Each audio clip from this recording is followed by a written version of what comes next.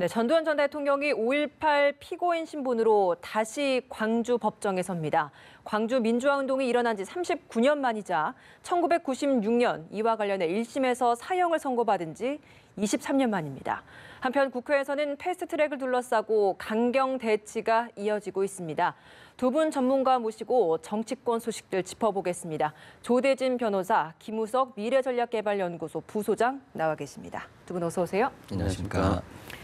네, 먼저 전두환 전 대통령 이야기를 좀 해보도록 하겠습니다. 내일 결국 재판에 출석을 합니다. 네. 오후 2시 30분 광주지법 형사 8단독 장동영 부장판사 심리를 진행이 된다고 하는데 사자 명예훼손 혐의로 재판을 받게 되는 것 같습니다. 그동안 여러 차례 재판 불출석 의사를 전달했었는데 이제 와서 갑자기 이렇게 출석을 하겠다라고 의사를 밝힌 배경 어디에 있다고 보십니까? 더는 미룰 수가 없다라는 생각을 지금 확정을 한 것 같고요. 그리고 방금 말씀 주신 대로 재판 연기를 여러 번 신청을 하고 또 이제 관할을 바꿔달라는 신청까지도 했었거든요. 근데 다 받아들여지지 않았어요. 그러니까 그렇기 때문에 지금 그 사자 명예훼손에 관련된 부분이 형량이 그렇게 센 부분은 아닙니다. 뭐 2년 이하의 징역 그리고 뭐 500만 원 이하의 벌금으로 돼 있는데 더 이상 구인 영장까지 발부된 상태에서 안 나갔다가는 이제 뭐 실형이라는 그런 악수까지도 고려를 해야 되기 때문에 이제는 그 이순자 여사 동행을 하더라도 이제 나가보는 게 좋겠다라는 결심을 그렇게 한 것 같습니다. 배경 일단 어디에 있다고 보십니까, 부소장님께서는? 저는 먼저 전 80년대 대학교를 다녔는데 사실 그때 땡전 뉴스하고 백골단이 거의 50의 상징 같은 거였어요. 그래서 우리 학교 다닐 때는 전두환 전 대통령에 대해서 굉장히 적개심이 많았던 게 사실입니다. 그래서 어떻게 보면은 그런 마음들이 지금까지 계속 이어오는 것 같고 그때도 드러나지는 않았지만 5.28에 대해서 굉장히 대학가에서 말들이 많았었거든요. 그것이 드러나면서 이게 계속 재판 과정도 있었고 그러면서 계속 이렇게 반복돼 오고 있는 거 아니겠습니까? 그래서 그런 상황에서 처음에는 굉장히 좀 불쾌감도 있었지만 또 한편으로는 요새 보면은 약간 측은함도 있어요. 사실 우리 같이 처음에 적개심을 가졌다가 계속 보면서 치매, 뭐 횡설수설하고 뭐 말이 바뀌고 이러는 걸 보면서 이제 저분을 저렇게 괴롭히는 게 말이 되느냐.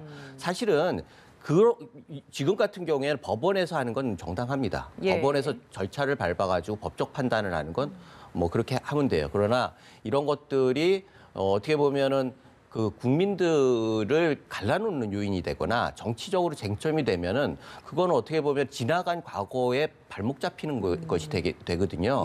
그래서 이번엔 법원의 판단에 그냥 맡기고 이 부분에 대해서는 더 이상 논란이 없는 게 우리나라를 위해서나 또 국민 통합을 위해서나 좋지 않을까라고 하는 생각이 들어서 약간 뭐 예전의 그런 마음과 지금의 마음이 약간 다른 부분들이 있어요. 그래서 역시 우리가 계속 미래를 봐야지 과거에 발목 잡혀서는 결국 굉장히 어려운 상황으로 계속 가고 있는데 지금 같은 경우에는 친일 문제부터 시작해서 계속 모든 정치적 이슈가 과거지향적이잖아요.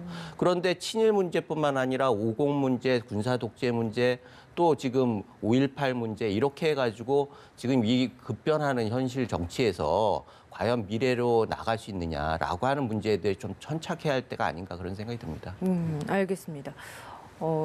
법원이 결국 구인장을 발부를 하면서 이렇게 전두환 전 대통령이 자진 출석 의사를 밝히게 된 건데 구인장 그럼 집행 절차가 좀 어떻게 진행이 되는 겁니까? 일단 원래는 자택에서부터 구인영장을 발부를 해서 뭐 예를 들면 구인영장에 준하는 그 모습으로 이렇게 가야 되는데 어떤 모습이 보통 좀 나오는 거죠? 예를 들면 이제 뭐 같이 동행한다거나 수갑을 뭐 채운다거나 뭐 이래서 동행을 할 수가 있는데 그런 부분들은 이제 이루어지지 않을 것 같고요. 전두환 대통령이 이제 전 대통령이 본인이 출석한다는 의사를 했기 때문에 아마 광주까지는 가서 법원 앞에서 구인영장을 집행하는 그 모습으로 진행될 것 같습니다. 어떻게 보면 최대한 예우를 갖춰주는 듯한 그런 모습을 연출을 할 것으로 보입니다. 보통 구인장이 먼저 발부가 되고 그 후에 자진 출석 의사를 밝히면 그런 식으로 지금처럼 이렇게 진행이 되는 겁니까? 아닙니다. 보통 이것도 상당하게 좀 예우를 갖춰주는 편이고요.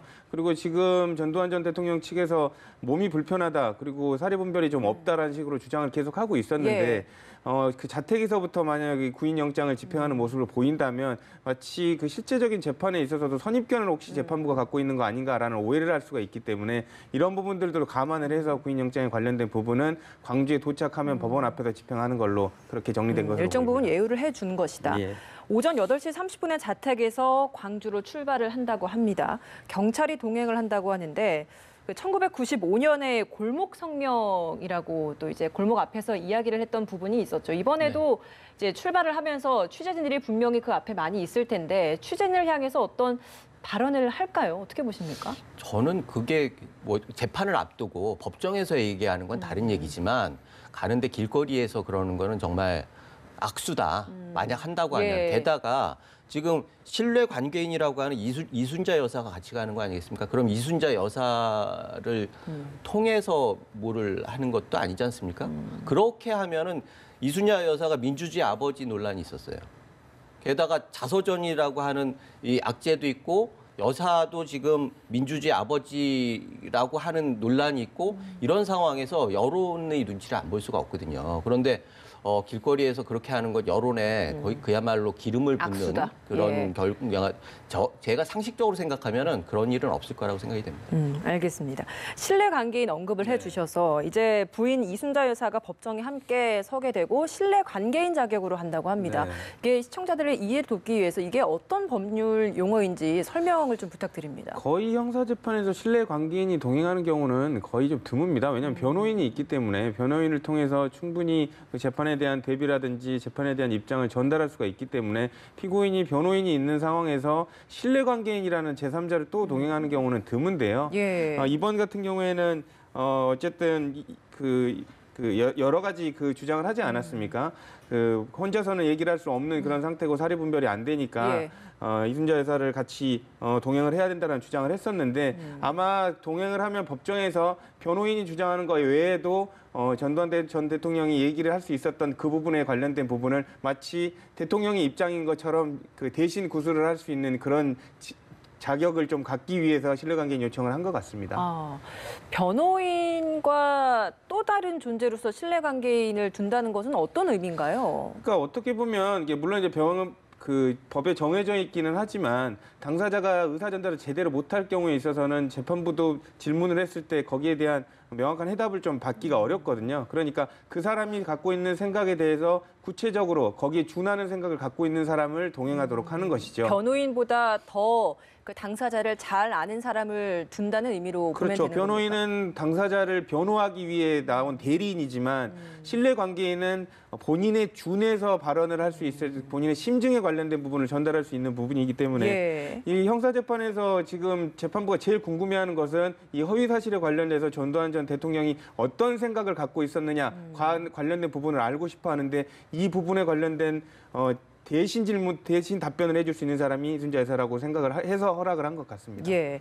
5월 단체들은 일단 사죄가 먼저다라고 이제 비판의 수위를 높이고 있는데 이번 재판이 진행이 되면서 이제 전 대통령이 어떤 입장을 취하느냐에 따라서 이런 뭐 규탄 시위의 수위나 이런 부분도 많이 좀 변화가 생기지 않을까라는 생각이 들거든요. 재판을 좀 어떤 식으로 임할 거라고 보십니까?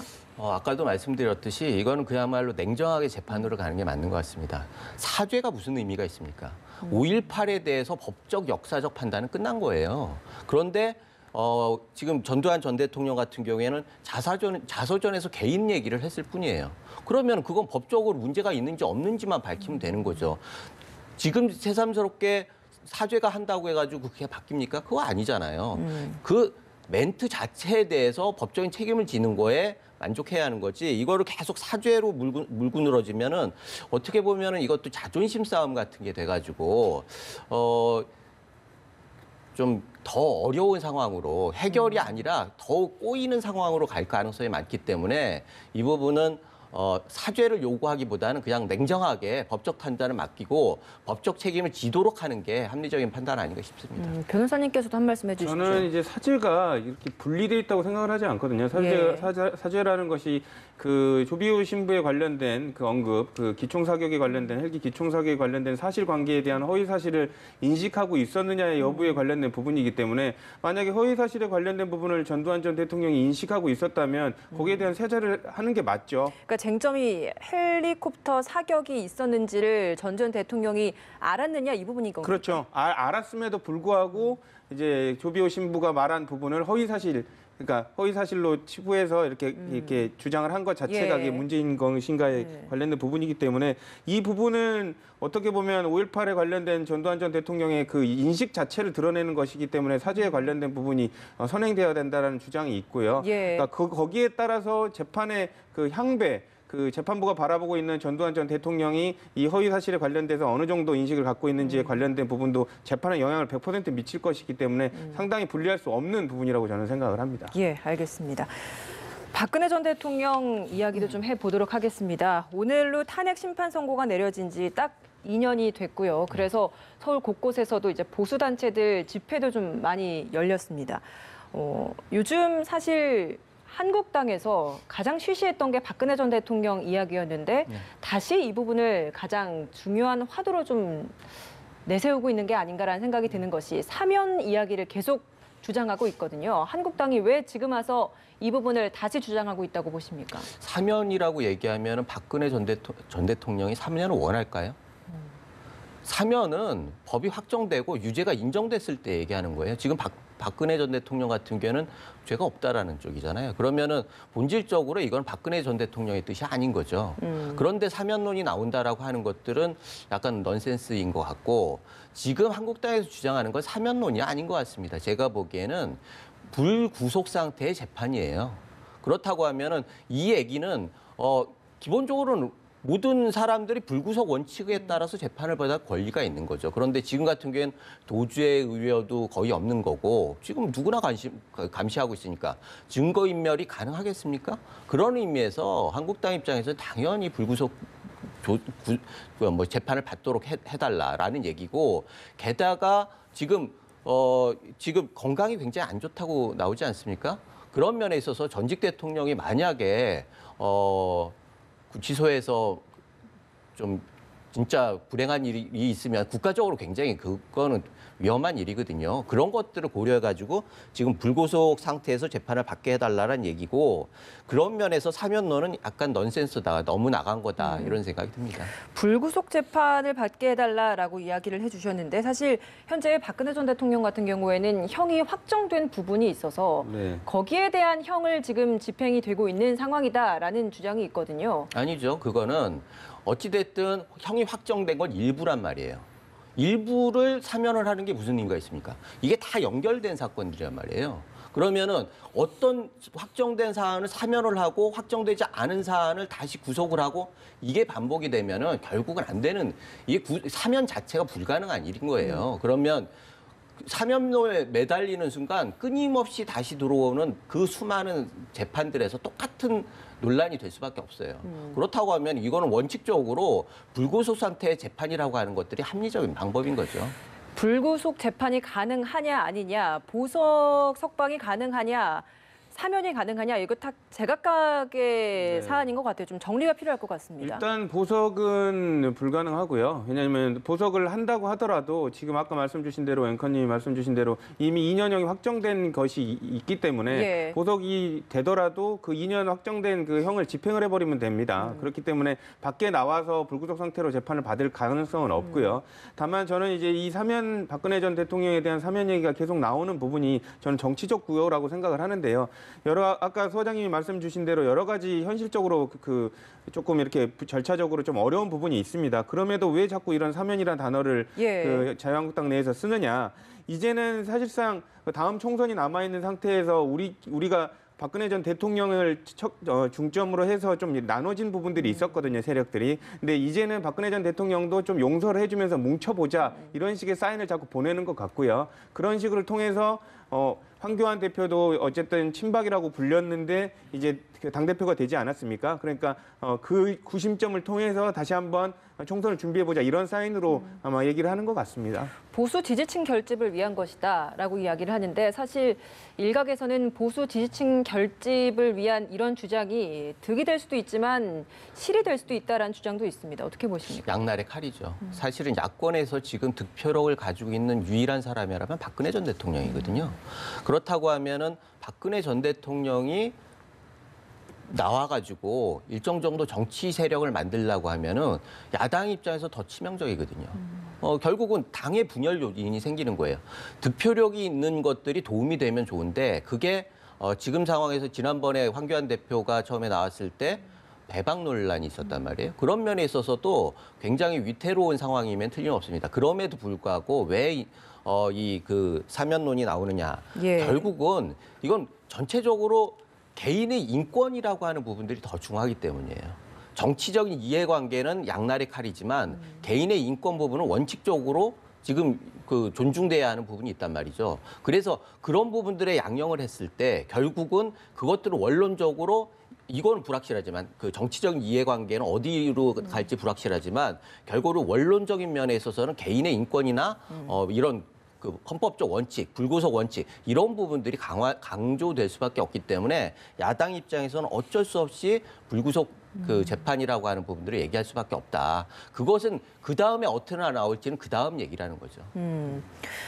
보수 외연 확장에 있어서도 사실 이런 부분이 계속 좀 조명이 되면 한계가 되지 않을까. 결국 총선에까지 과연 어떤 긍정적 영향이 있을까라는 물음표 남습니다. 저는 긍정적 영향이 아니라 악영향을 미칠 것 같은데요. 그러니까 예를 들면 이렇게 분석을 해보시면 됩니다. 이번 자유한국당 정당대회 때 일반 국민의 지지도는 오세훈 후보가 더 높았거든요. 예. 그럼에도 불구하고 당에 관련된 권리당원들이 압도적으로 이렇게 밀어줌으로써 지금 황교안 대표가 지금 당선을 된 상황입니다. 예. 그렇기 때문에 황교안 그 당대표의 그 당내 세력에 있어서는 우리가 친박은 아니지만 그래도 예전에 있었던 사람이 다시 한번 세력을 뭉쳐보자라는 얘기를 할 수 있겠지만 밖에서 보는 국민들은 불편한 시각을 아직도 가지고 있을 수 있거든요. 그렇기 때문에 이러한 황교안 체제로 대표되는 친박 성향의 지도부 그리고 황교안 대표가 또 같이 있었던 친박 계열의 원조 친박이라는 한성교 사무총장도 같이 배치를 하지 않았습니까? 이런 부분들이 밖에서 바라보는 그 국민들의 입장에서는 상당히 불편하게 느껴질 수 있고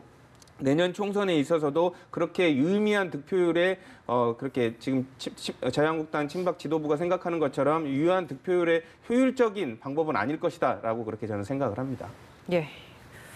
국회 이야기를 좀 해보도록 하겠습니다. 이제 3월 국회가 문을 열기는 했는데 이제 좀 일을 하나 싶은데 또 선거제 개혁, 각종 개혁 법안 패스트트랙으로 상정하자라는 걸 두고 또 삐걱거리고 있는 것 같습니다. 여야 4당은 일단 한 목소리로 통과시키자, 상정시키자라고 이야기를 하고 있는데 한국당만 반대를 하고 있거든요. 일단 한국당이 반대를 하고 있는 이유가 뭡니까? 이해관계가 있겠죠. 사실 그 거대 정당 두 당에서는 기본적으로 이 제도 자체는 정치적으로 굉장히 손해가 되는 부분들이 많이 있어요. 가장 큰 손해는 민주당에서 보겠죠. 그러나 지금은 여당이기 때문에 군소당과 동맹을 할 수가 있는 여지가 있거든요. 그리고 지금 현실적으로 이 안에 있어서도 한국당만 배제하고 군소정당하고 같이 행동을 한단 말이죠. 그런 의미에서 여권은 힘이 있기 때문에 이 부분에 대해서 좀 비켜나갈 수가 있는데 제1야당인 한국당의 입장에서는 이거는 어떻게 보면 굉장히 위태로울 수 있다라고 하는 게 첫 번째고 명분상으로도 이거는 나경원 대표가 얘기했듯이 명분적으로 이 안은 기본적으로는 그 업그레이드를 해야 할 제도예요. 그런데 자꾸 패치를 붙여가지고 취약점들을 계속 막는 거거든요. 본질적으로 선거제도는 일당 독주를 막겠다라고 하는 뜻에서 얘기가 나오는 거예요. 예. 그렇다고 하면은 그렇게 해서 선거지 지금 연동형 비례대표를 하고 하면 연동형 비례대표는 어느 나라나 내각제에서 쓰는 제도입니다. 그렇다고 하면 내각제에 맞는 연동형 비례대표제를 도입한다라고 하는 거는 대통령제의 부작용을 막기 위한 패치 같은 거거든요. 그렇다고 하면은 본질적인 문제를 접근하지 않고 자꾸 덧대가지고 누더기를 만드는 결과가 벌어지는 거거든요. 그런 면에서 한국당은 원론적으로 맞는 얘기예요. 결국은 한국당에서 이 자체를 거부하는 게 아니라 제왕적 대통령제에 대해서 확실하게 이번에 그 원포인트라도 개헌을 하자라고 하는 얘기를 하고 있는 거거든요. 그리고 문재인 대통령께서도 개헌을 얘기를 했어요. 여당에서도 개헌을 얘기를 했어요. 그런데 개헌의 요구는 굉장히 높았고 촛불혁명이라고 하는 혁명에 헌법을 안 바꾸고 혁명이 완성이 되나요? 그런 의미에서 헌법을 바꾸는 거는 어떻게 보면 국민의 명령이란 말이죠. 그렇다고 하면은 가장 중요한 건 헌법이 가장 중요한 거는 권력 구조의 문제입니다. 그 부분을 얘기를 안 하지 않고 편법적으로 선거제만 고쳐가지고 그게 무슨 의미가 있느냐라고 하는 게 지금 한국당에서 하는 얘기고 그런 면에서 굉장히 맞는 얘기다라는 명분적으로 맞는 얘기를 듣고 또 하나 운영상을 패스트트랙 얘기하는데요. 청와대에서 문제가 논란이 많았던 선관위원을 강행을 해가지고 임명을 했어요. 내년에 총선이 있는데 총선을 관리하는 선거위원회를 야당이 동의 없이 임명을 해버렸어요. 그것도 진짜 큰 문제 아닙니까? 게다가 지금 제1의 야당이 반대하고 있는 선거 룰을 강행으로 패스트트랙으로 넘긴다고요? 이게 민주주의 맞습니까? 그런 면에서 한국당에서는 이 부분에 대해서는 패스트트랙을 인정할 수 없다. 그리고 그것을 감당하느니 전 국회의원들이 배지를 보이콧하겠다. 이렇게 얘기를 하고 있어요. 그만큼 선거 룰과 선관위원이 총선을 앞둔 정당에 있어서는 굉장히 치명적인 건데 이런 것들을 강행으로 하겠다라고 하는 거는 어떻게 보면 협치를 포기한 거 아니냐 이런 얘기가 나올 수밖에 없는 거죠. 네, 한 말씀 해주시죠. 저도 말씀드리고 싶은 게 일단 패스트트랙이 여야 합의 간에 있어서 국회의원들끼리 합의해서 이미 들어와 있는 제도고요. 그렇기 때문에 뭐 이거를 패스트트랙에 관련돼서 상정한다고 해서 이게 무슨 뭐 폭거처럼 얘기를 하는 것 자체는 조금 타당하지 않다고 생각합니다. 지금 촛불 정권, 문재인 정권에 들어와서 국민들이 제일 바라는 부분을 국회가 해줘야 된다고 생각을 하는데 그 부분이 바로 국민의 의사에 맞는 국회의원들을 뽑는 것을 지금 원하고 있거든요. 그게 바로 선거제 개혁인데 실질적으로 지금 그 자유한국당이 여기 지금 패스트트랙에 대해 거부하는 이유는 본인들이 얻을 게 없기 때문이죠. 왜냐하면 정당의 인기율도 많이 떨어져 있는 상태고 그리고 여러 가지 이 개혁 입법에 관련된 그 여당의 그 관련된 부분도 도와주기 싫고 하기 때문에 이렇게 저항을 하고 있는데요. 어쨌든 제가 말씀드리고 싶은 것은 선거제 대해 개혁 아까 그 얘기를 말씀 주셨습니다. 내각제에만 있는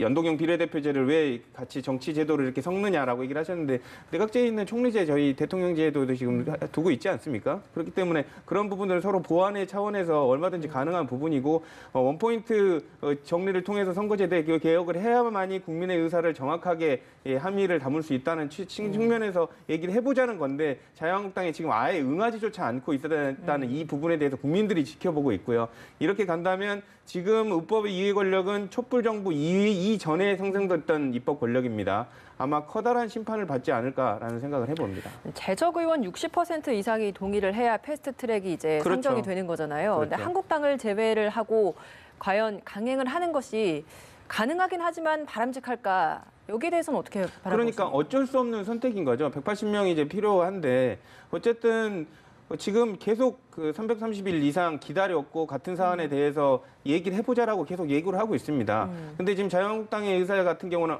그래 내 의견이 이러하니까 그쪽에서 안 받을 거 그 의견을 나도 한번 해보겠다 이런 게 아니라 그냥 참여하지 않겠다라는 입장이거든요. 그래서 여야 사당이 지금 답답해하고 있는 입장이고요. 지금 일단 들어와서 그 룰 안에서 서로 얘기를 해서 합의점을 찾는 게 중요한데 그렇지조차 않고 있다는 것 자체가 문제라고 저는 지적을 합니다. 네, 이 의견에 대해서 좀 얘기를 여쭙고 싶습니다. 선거법은 일반 법안하고 다릅니다. 선거법은 그야말로 룰을 정하는 거고 참여하는 사람들이 다 인정을 해야 하는 거예요. 그리고 그 안에서 어느 정도 절충점을 만들어 나가는 거죠. all or nothing 게임은 안 되는 거예요. 그런 면에서는 사실은 여당에서 협치를 많이 얘기를 했잖아요. 그런데 이번 것을 보고 많은 사람들이 협치의 진정성이 있느냐 예. 그런 생각을 하게 되는 거고 협치에는 인내, 양보, 배려 같은 게 필요합니다. 그런데 지금 같은 경우에 일방적으로 계속 밀어붙이고 있잖아요. 일단 들어와서 얘기하자. 그런 것들이 야당에서 그렇게 많이 당했는데 2년 동안 그게 가능하다고 누가 생각을 하겠습니까? 그런 면에서 지난번에도 연동형 비례대표제 그 단식을 하고 난리를 쳤는데도 불구하고 1월 달, 2월 달 넘어가 버렸잖아요. 결과적으로 들어와 가지고는 다른 룰이 적용이 되는 거예요. 그래서 이제 원내대표끼리 얘기를 할 때 진지하게 만나가지고 이런 절충점이 있다. 이런 것들에 대해서 우리가 이만큼 양보할 테니까 예. 한국당에 들어와가지고 이런 부분들까지 같이 논의를 하자. 이렇게 해야지 가능한 거지. 일단 들어와 봐야라. 이런 것들이 현실적으로 야당을 유인하기에는 협치라고 하는 말이 좀 무색할 정도로 좀 그렇다 이거죠. 예, 알겠습니다. 뭐 민생 법안 굉장히 산적한데 또 이 일 때문에 국회 아무 일도 못하고 멈춰서는 건 아닌지 우려 섞인 상황에서 많은 국민들이 지켜보고 있는 것 같습니다. 이번엔 민주당 이야기를 좀 해보겠습니다. 이 이야기는 제가 변호사님께 좀 드려보도록 하겠습니다. 양정철 전 비서관. 민주당 일단은 연구원장직을 수락했습니다. 제가 지지난주였나요? 이 질문을 변호사께서 여기 오셔서 관련된 이제 뭐 여러 가지 이야기가 나오기에 어떻겠습니까? 수락할 것 같습니까?라고 질문을 드렸는데 전화를 해봤더니 안 할 것 같습니다라고 이야기를 해주셨었거든요. 근데 엄청 고심을 많이 한 것 같아요. 결국엔 수락을 했는데 어떤 배경 때문에 이렇게 수락을 했을까요? 어쨌든 지금 그 고심하는 그 과정에서 뭐 여러 가지로 뭐 수락하실 겁니까 안 합니까 그렇게 물었지는 않았지만 어쨌든 그런 부분이 더 조심스럽긴 한데요. 어쨌든 그 수락을 하신 걸로 지금 보도에 나오고 있고 그 내막에는 엄청난 큰 고심이 있었다고 생각이 됩니다. 근데 다만 한 가지 의사로 이렇게 수락을 했다라고 저는 여겨지는데 지금 여당의 지지율도 좀 많이 떨어지고 있고 대통령의 여러 가지 개혁 입법에 관련된 부분들도 지금 많이 조금 로딩이 걸려 있는 상태 아닙니까? 예. 그렇기 때문에 내년 총선에서 동력을 다시 확보하는 게 되게 중요한 상황입니다. 양정철 전 비서관 같은 경우는 뭐 정책 제안이라든지 선거에 있어서는 뭐 타르의 추종을 불허하는 전문가라고 다 알려져 있기 때문에 그 힘이 당에서는 무조건 필요했던 거고요. 더더군다나 당에서 그 청와대와의 연결하는 고리로서는 양정철 비서관만한 그런 사람이 더 없기 때문에 그런 한 팀을 원팀을 구성하는 데 있어서 양정철 비서관이 고민스럽지만 그래도 받아들인 거 아닌가라는 생각을 해봅니다. 고심한 과정에 대해서 혹시 들으신 게 있었나 싶어서 또 질문을 좀 드려봤습니다. 이렇게 양정철 전 비서관 들어오고 또 임종석 전 비서실장 그리고 윤영찬 전 수석 당으로 속속 복귀하고 있습니다. 이렇게 어찌 보면 친문 세력들이 당으로 다 돌아오고 있는 건데 친문 세력들이 당으로 돌아오는 것이 내년 총선에 있어서 민주당으로서도 또 이 또한 득이 될 수도 있지만 실이 될 수 있다라는 분석도 있습니다. 어떤 입장으로 바라보고 계십니까? 기본적으로는 대통령이 청와대가 잘해야지 총선 승리를 하는 거 아니겠습니까? 예. 그런 면에서 친문 인사들이 당에 오는 것들은 합리적이다. 이런 생각이 듭니다. 왜냐하면은 당청이 다른 목소리를 내기 시작하면은 그거는 지난번에 박근혜 정부 때 총선 때 똑같은 경우가 있었지 않습니까? 만약에 공천 과정에서나 아니면 당 운영 과정에서 청와대와 당이 반목을 하기 시작하면 그거는 여권에서는 치명적이에요. 그런 상황에서 본질적으로는 청와대가 잘해야 한다. 그리고 청와대와 뜻을 맞추는 여당이 있어야 한다라고 하는 게 기본 전제입니다. 문제는 결과적으로는 청와대가 어떻게 잘하느냐의 문제예요. 지금 보면은 내각을 함에 있어서 지금 당정청이 다 인사처리예요. 결국은 청와대는 밖에 나가 있던 친문들 딱 와가지고 결국 비서실장을 통해서 원조 친문해가지고 공고히 했지 않습니까? 그리고 당도 친문 인사들이 전진 배치를 되면서 딱 이렇게 총선을 앞두고 그런데 내각은 이번에 장관 그걸 보면은 비문 인사들을 주로 많이 했어요. 그렇죠. 의원 출신 중에서는. 그래서 어떤 사람들은 비문들을 쫓아내는 거 아니냐 이런 얘기까지 나오고 여의도에서 그런 얘기가 많이 나와요.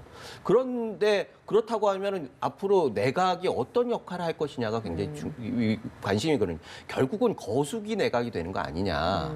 당청이 앞장서고 정말 핵심 똘똘 뭉쳐가지고 막 돌진할 때 그 정부에서는 장관 책임 그 정치를 해야 할 장관들이 결국 거수기밖에 되는 거 아니냐라고 하는 문제의식이 있는 거죠. 그런 예. 면에 있어서 지금 당청청의